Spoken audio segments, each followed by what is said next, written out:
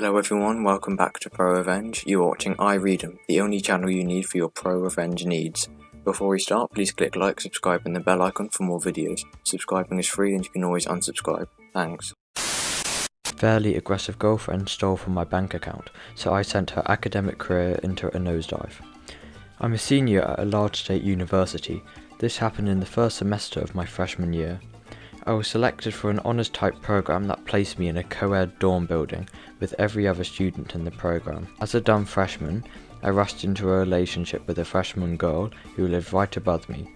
We'll call her Megan. It was convenient for me to date someone who lived so close, but everyone else in our building hated Megan because she talked a lot and almost exclusively about herself. She bragged often about being a fairly aggressive person, but somehow I overlooked that mile-wide red flag. Yeah, I think if you're dating people, maybe someone who actually brags about being aggressive, yeah, not the best idea. Right after Thanksgiving break, at the end of an evening class, I got a call from my mum, who noticed some unusual activity on my checking account. Back then, I had no credit card, so this account/debit card was my only access to my savings while I lived on campus. I rarely needed to buy anything during the semester, so I was puzzled to find that $104.29 had left my bank account over 2 weeks in the form of 6 Grubhub food orders. We are just saying you should get a credit card so then you can build up your credit score. At this point, I trusted Megan, but I decided to ask her about the money right away. She denied any involvement and suggested that I cancel my debit card. After a really long phone call to the bank, I did just that. Next, I reached out to Grubhub customer service on Twitter. Hey, my card was stolen and used for food orders on these dates. Can I have the receipts? They sent me the first and last receipts, but they had to redact the personal info of the account holder. I say redact in quotes because they just used a Snapchat draw tool, and Megan's name was still clearly visible on both receipts. What's more, the most recent receipt was only 2 hours old. She was probably still eating when I chopped up my debit card. It's worth noting that she and I both had unlimited dining plans, paid for by our respective parents, and we lived 500 feet from the nearest dining hall. She didn't need to order food, and she definitely didn't need my money to do it. So I text her again. I have the receipts from Grubhub, are you sure you didn't make those orders? Her reply, F you for suspecting me. Yeah, this person doesn't seem like the nicest person in the world to, have in your life. Fairly aggressive, wouldn't you say? I hatched a plan to collect security camera footage of her picking up the order from that evening. However, by midnight, Megan arrived at my door in tears and confessed to everything, plus she admitted to being a serial shoplifter. Exhausted, I sent her away and decided to deal with everything in the morning.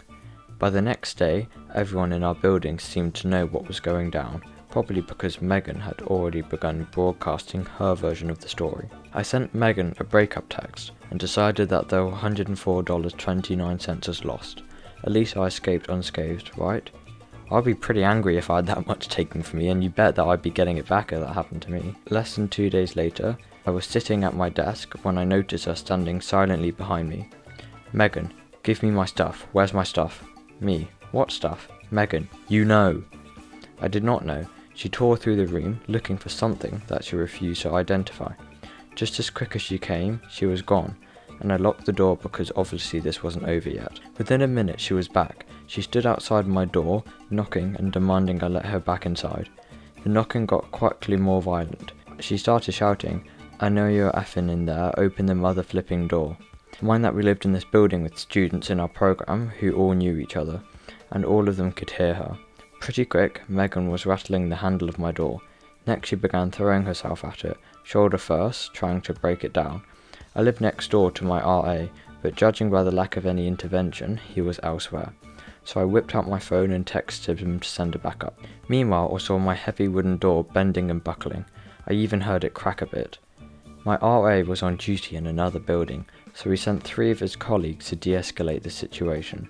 They brought Megan downstairs, where she revealed the stuff she wanted was just a t-shirt and keychain that she gave me for my birthday. Whatever. I let her have those. I still just wanted this to be over. However, once I shared my story with the resident life staff, they filed university paperwork to place a no-contact order between me and Megan. They also recommended I contact the campus police, who then told me I should get my stolen money back in small claims court. I couldn't even get there without a car or money to pay for an Uber. Sorry, Judge Judy. At the request of the campus police, I also contacted the Title IX office at my school, sending them the story of everything you've read so far. They were interested, to say the least, although I didn't want any trouble. I just wanted a clean break-up and a fresh start, but a Title IX representative informed me that they were bringing 3 misconduct charges against Megan: theft, threatening violence behaviour, inciting an intervention by university. The representative asked me to serve as a witness in Megan's disciplinary hearing the next semester. I tentatively agreed, right before the representative set for the hearing date for 14th of February, Valentine's Day. I thought that was a joke, but they really did that.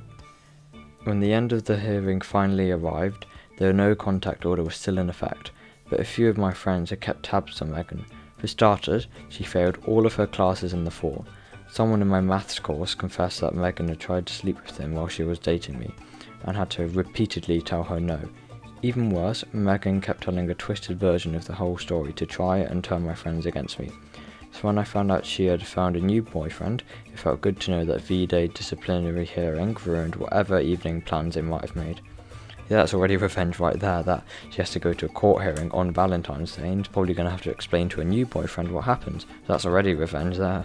I arrived alone at the disciplinary board office, unsure what to expect. The board consisted of grad students and the hearing was expected to run into the night. Unlike me, Megan did not come alone. She brought both of her parents as character witnesses. That wasn't even a thing here, that wasn't even a real courtroom, as you'll soon see. And that's not all. Megan's parents also paid a lawyer to defend her against the charges. The board knew that wasn't unnecessary, but Megan's parents believed so strongly in their daughter's innocence that it had already paid the 3-piece suit to make her case. In the name of fairness, the board members offered me pro bono legal representation, a junior economics major who we'll call Jimmy. Jimmy had already read my account of the events from before, and thanks to my screenshots of Grubhub receipts, he said there was an okay shot of the charges sticking. Then I told him something that I kept secret for months.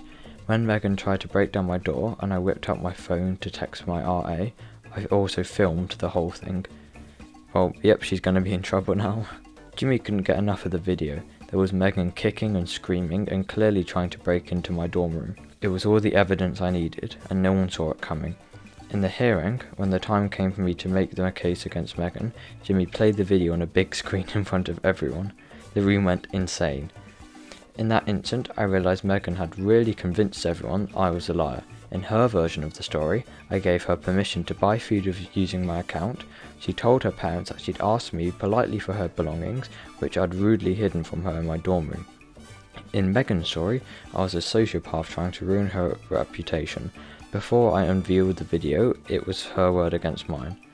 I didn't want revenge, even after finding out that Megan tried to cheat on me, but when I saw her parents flipping out at the video, "Why didn't you tell us you did this?" and her lawyer raising hell, this evidence was not provided in the pre-trial disclosure, and a board member standing over him, "Sir, this is a court of law, please return to your seat," and him shouting, "Objection," and her replying, "We don't have objections, this isn't a court of law," and Jimmy, my new best friend, just trying not to laugh out loud. That's when I realised how good revenge can feel when it's fair and deserved. The board found Megan responsible on all 3 charges. My side of the bench recommended the university terminate her housing contract and force her to pay restitution.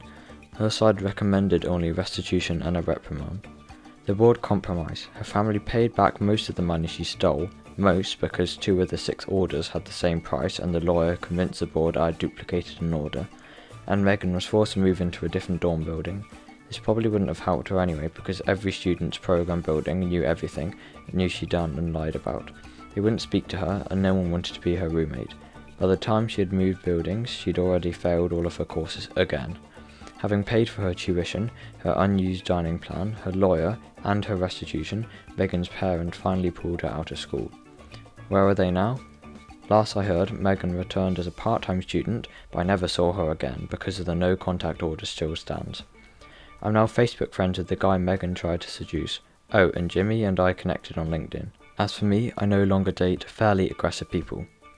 Wow, okay, so that was quite a lengthy story and in the end, well, he didn't get all of his money in the end because, well, it was over $20 and she claimed it was a duplicated receipt. But I guess the main revenge here is, what her parents and everyone else in the school now thinks of her, because she's gonna have to live with that now, with her lying and treating this guy like that. So that's the main revenge of the story, not him really getting his money back. TLDR, my ex stole money for food, lied about it, tried to break down the door, lawyered up for a university hearing, got caught by video evidence, lost the support of her parents, lost respect of her friends, and left campus. Edit, added TLDR, added info on why most money was paid back, added a little fun header on my profile for anyone who needs evidence that I actually lived through this madness. Thank you all for these beautiful awards. Feels good to make lemonade out of lemons. Thank you everyone for making it to the end of the video. I hope you enjoyed today's video. Leave a comment if you want. Please make sure to like, subscribe and click the bell icon for more videos. I have lots of other videos on my channel too, which should be on the screen right now, so please give them a watch. Thanks and bye.